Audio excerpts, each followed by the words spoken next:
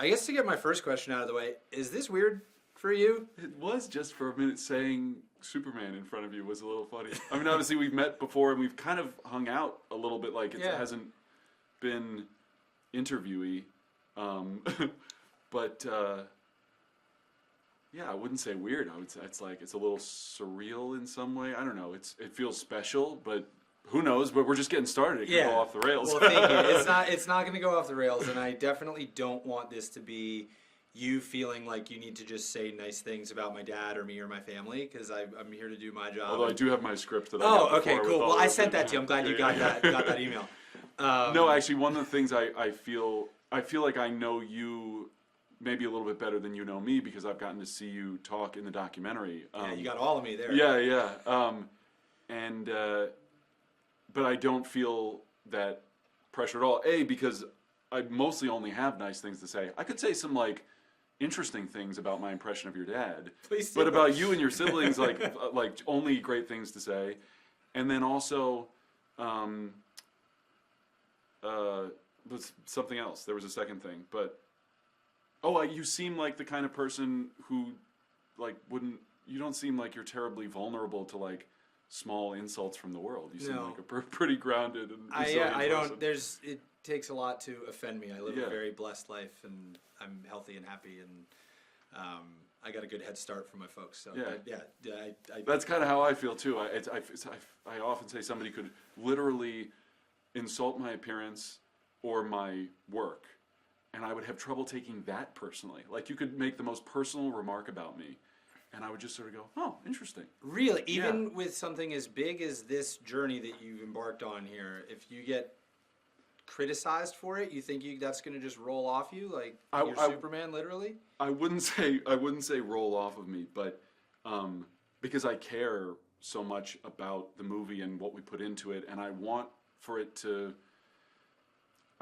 be a positive impact on people. And so if people feel like it wasn't really for me, or it wasn't very good, or David wasn't very good, I'll have feelings about that, but I don't think I will feel like I did something wrong, just because the spirit of making the movie was so dedicated and so filled with love and joy and care for all of the people who were there on set making the movie. I don't have a feeling like we left stones unturned, or we should have worked harder, or we really let ourselves off the hook there.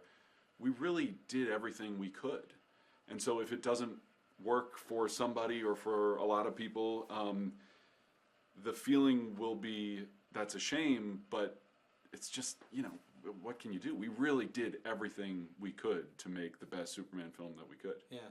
The theme, as you know, for the original Superman back in 1978, Dick Donner's word was verisimilitude, which I'm not going to try to be a dictionary and recite the definition exactly, but it's something along the lines of a fidelity to the truth and appearing to be real and grounded and adhering to some accepted version of reality, which is difficult to do when you're talking about a being from outer space who has all these special powers and things. But you'll believe a man can fly is the idea. Exactly. Yeah. So if verisimilitude was the theme for the casting crew making my dad's original Superman, what do you think the word or words would be for this one? It's a great question. Almost too good.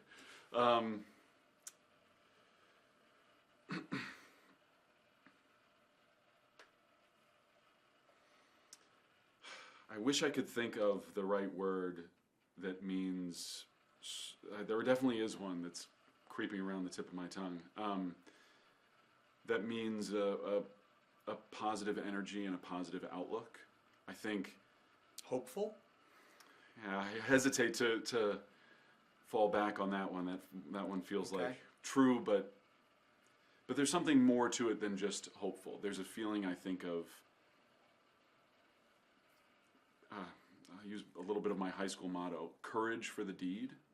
That this Superman doesn't exist in our world the way your fathers did it was sort of this amazing thing of Superman exists in our world.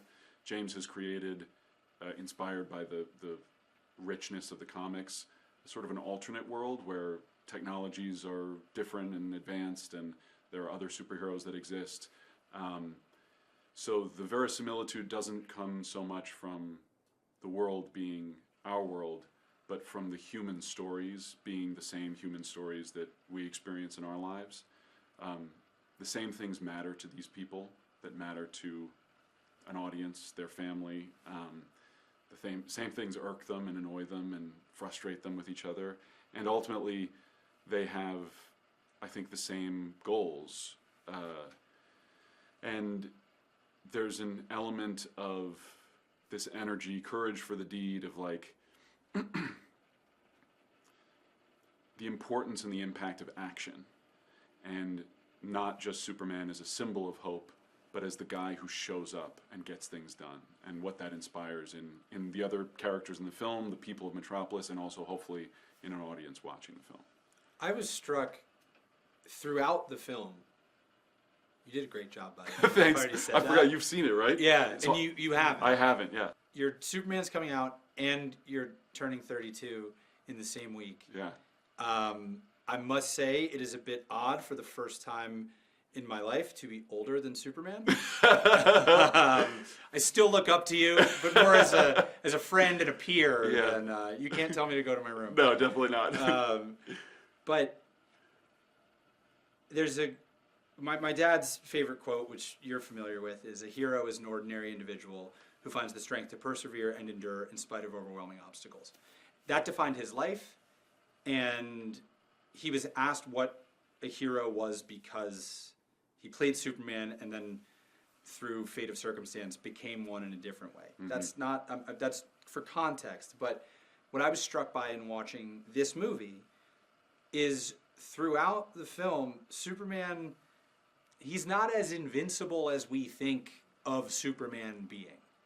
Because the stakes are lower with a Superman character if he's just totally invincible to everything except for kryptonite. There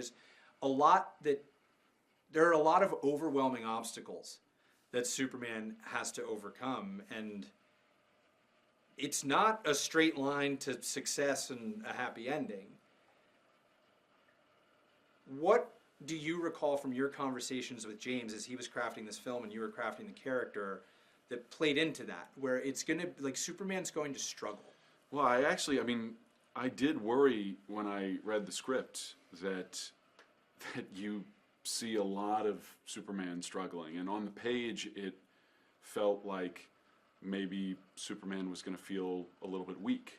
And then in talking with James, his purpose in, especially starting there with the character beaten and bloodied in the snow, really needing a rescue, it became clear that he felt like that was the thing that hadn't been fully explored with Superman, especially on the big screen up until this point, were sort of the little weaknesses and lack of invincibilities, the sort of day-to-day struggles of being Superman that aren't, the epic kryptonite or the one overpowered enemy who can take him on, but just how much work it is to be Superman.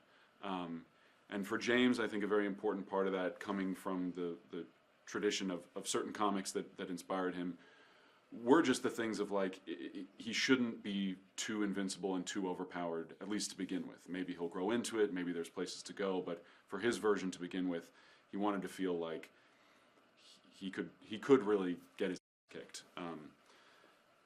For me, the important thing was the feeling of struggle, was that even if it's something that Superman can do, even if he can take a punch without, getting knocked out, or even if he can have a building dropped on him without being crushed, doesn't mean it's comfortable. It doesn't mean it's easy.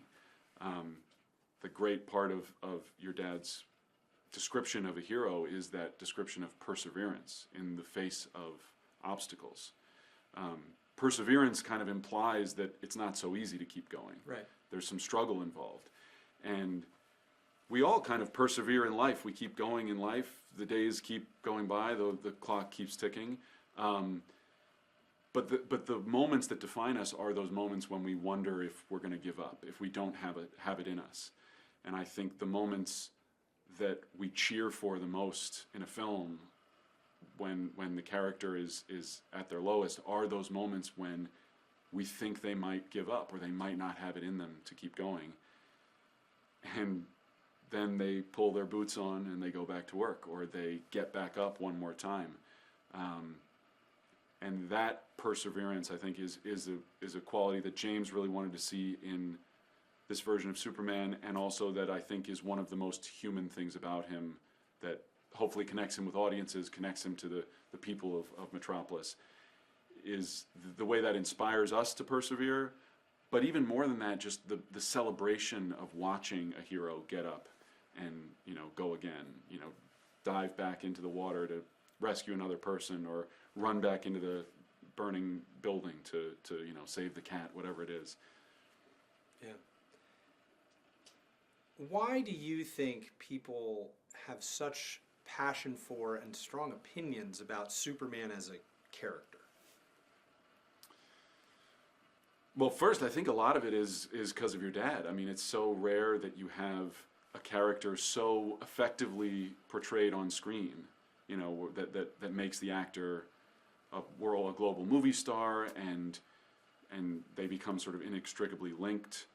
And then to have a circumstance in life that you know, gives them the opportunity, is sort of an odd word to use for it, but puts them in a position where they have a chance to play that part in their lives, but in a public way again, but in a way that feels separate from the film, but not separate from the character and the spirit of the character. Superman is unique in superheroes in what people want from him and hope from him. They want that hope and the light and the inspiration, where from some other superheroes you want them to be kind of bitter and, you know, cool, and you want other things.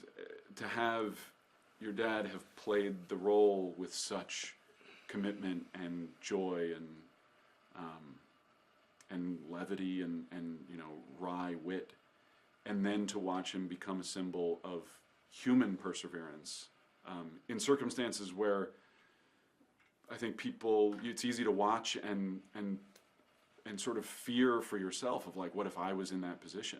I think it's something that he had talked about, meeting, you know, the folks who were paralyzed and thinking, you know, thank goodness it's not me. And I think to see somebody then be thrust into that position and to persevere and embrace it and live so fully and with such purpose in spite of that, and even in conjunction with it, it's hard.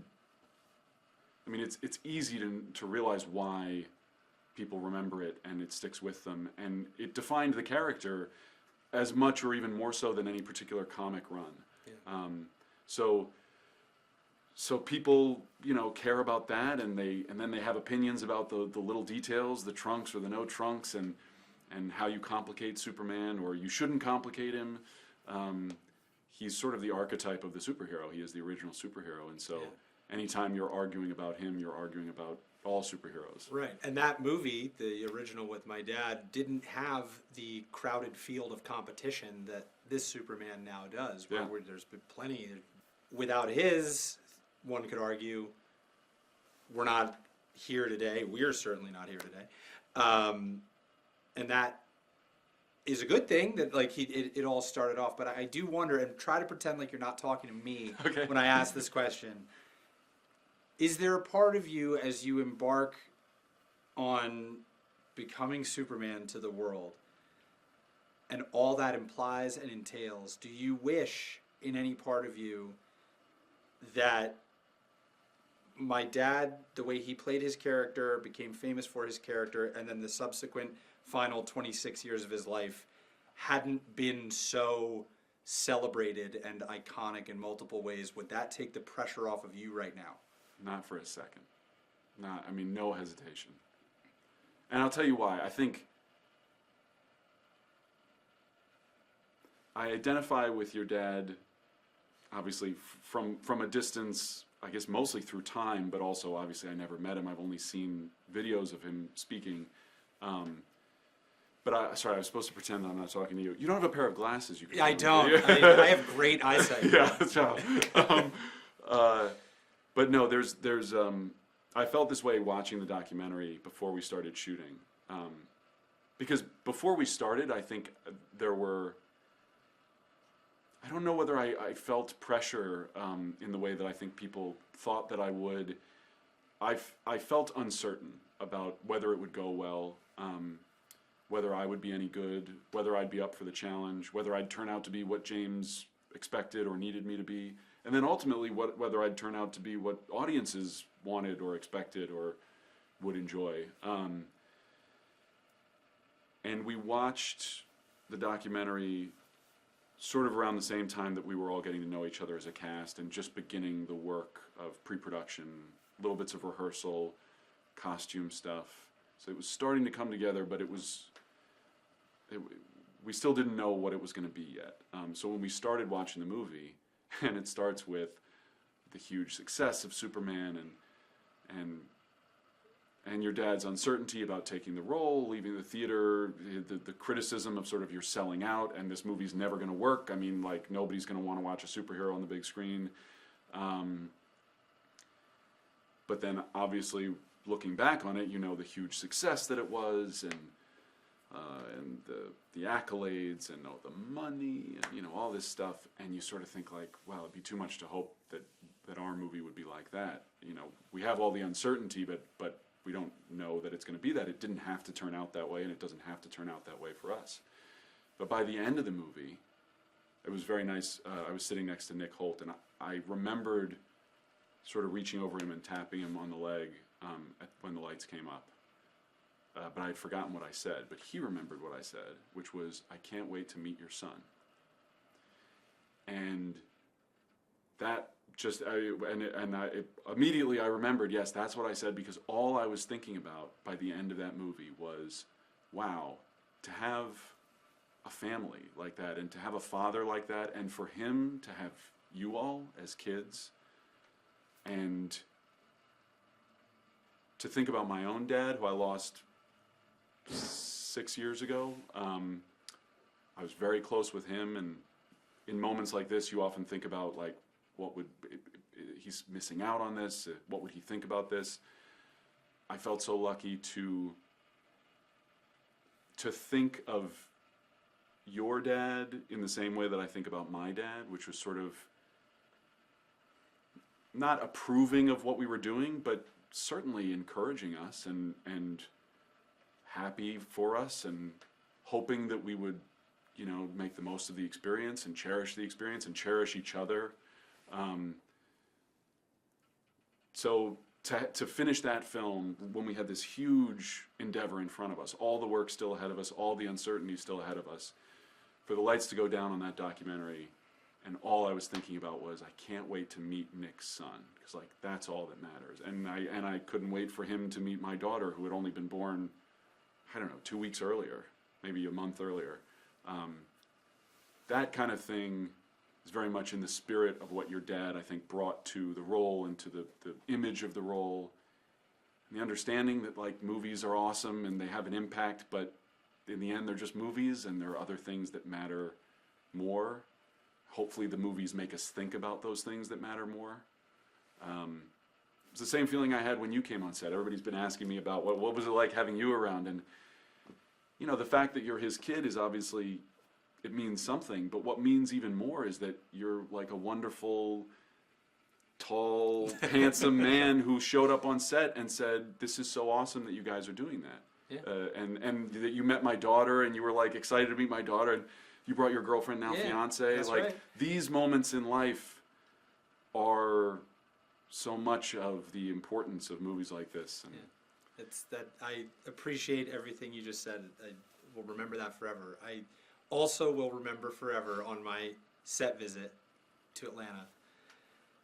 I was sitting in Video Village behind James. We were visiting for like an hour, and I'm looking at a monitor, and all of a sudden, from over here, hear a very deep voice like, "Hi, Will." And out of the corner of my eye, I look up, And for a second, I didn't think you were my dad, but I was like, Dad, no, David? Okay. And in that moment, I was like, oh, he's fully Superman. This is uncanny because I never saw my dad in the suit. But here you are on this awesome adventure, welcoming me as we try to welcome you as if we have any sort of monopoly over Superman. We're not gatekeepers. My dad would say to you, I think, like, have a blast. Enjoy it. This is a ride of a lifetime. Maybe even too much. People will be calling you Superman forever if you do a good job, and you've done a good job. I've seen how it goes. That's the end result is you're inextricably linked with the character, but this character is something that people want to be inextricably linked with because of what it represents. And I'll never forget just seeing you and meeting you and being like, oh, he's fully Superman. Awesome. Way to go. And it turns out that you're a nice guy and you're a good actor. And well, the feeling that I have, the great thing about what your dad did for the role is that I don't feel like it's my role. I feel like I'm a steward of it.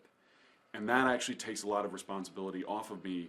In the same way, I think this sentiment is shared among the actors who have played Superman to a great extent, which is that it's something you take care of for a period, and you try to share with as many people as you can, and you try to channel the spirit of the character, which I think was largely defined by the spirit of your dad. And you don't have to be Superman. You just have to represent him well on Earth in the time that he's yours. So that's a really cool. I mean, to think back to that moment and imagine that I was just representing a spirit that meant something to you in that moment. That's pretty cool. I was just happy to meet you and happy to see that this was happening because we love movies, and I've told you this before, but I'll say it publicly. All the aggregators can go aggregate. Superman, Christopher Reeve's son tells new Superman. Full approval, man. Yeah. Like, way to go. We're rooting for you. We're happy for you. We're just fans of you, of the whole cast and crew, James and Peter, who run DC, and James directed the movie, and we're just excited for, like, Superman should be celebrated and shown to the world, and I hope everyone enjoys it. I know we do have to go, which sucks, because I could talk to you about this for hours and, like, get even deeper. I have one final question, and then I have a gift for you, so one after the other. Final question. I don't like when people ask me, what would your dad say about XYZ? Because you know you lost your father. There's no way to actually know. It's just a guess. I'll flip it around. You've spoken, I believe, to at least Henry Cavill, who played this in the films before you. If my dad were around and you had a chance to talk to him about this role, this experience, what's ahead, all of it, what would you say to Christopher Reeve?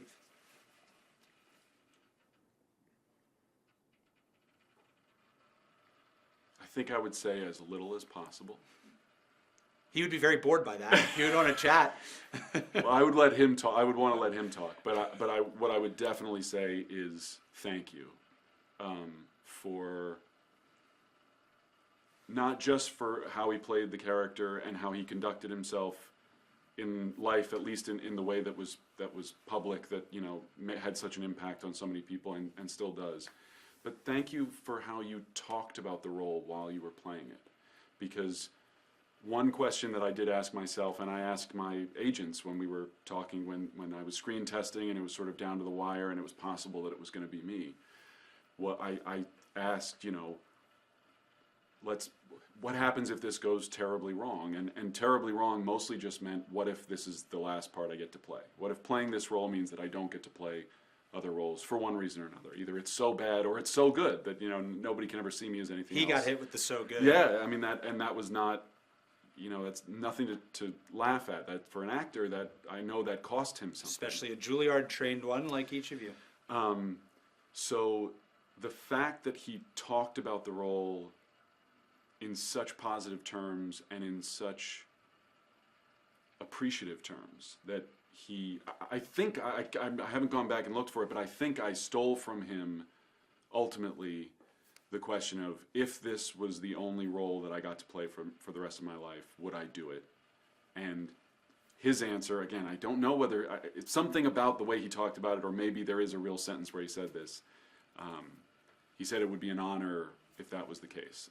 And that solemn responsibility as an actor playing a role, not as an actor playing a role, playing pretend, feeling that sense of solemn responsibility. And if this is what, we as actors are lucky to work at all. So many great actors don't get to work.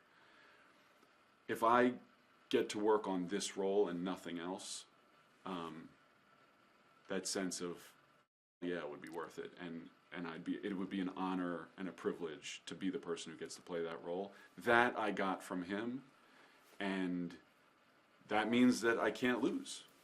That's wonderful, man. Thank you. And that's a very Superman-esque response too. Well, that's what the profound sincerity, the earnestness. That's very much my dad. Very Superman.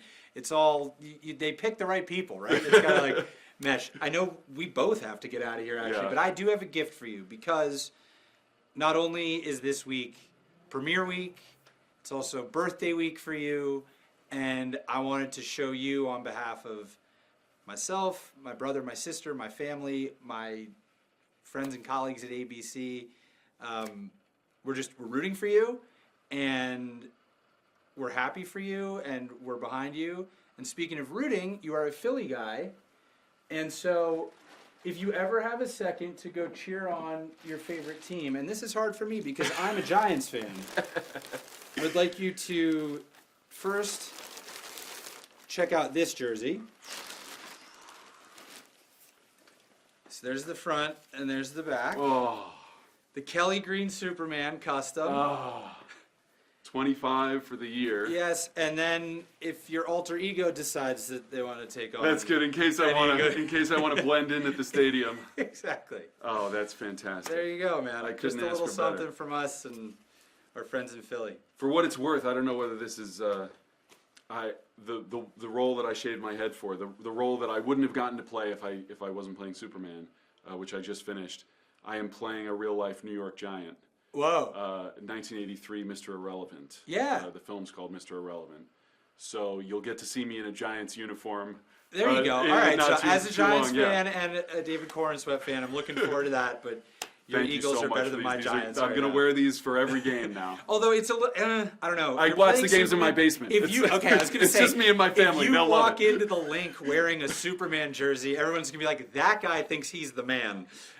I don't know. I think I think they'd be okay with it. I think they'd like it. We'll see. They're yours They'll tell me now, if they and don't you like do it. whatever you want with them, and you do whatever you want with this role, because we're rooting for you, man. Thank you so much. It's so great to see you again. You too. And I hope it's not too long before we get to hang out again. Well, off camera, I'm going to see you in like an hour. You're coming tonight? Yeah, well, I'll be there, Oh, and we at fantastic. the after party too. Awesome. All right.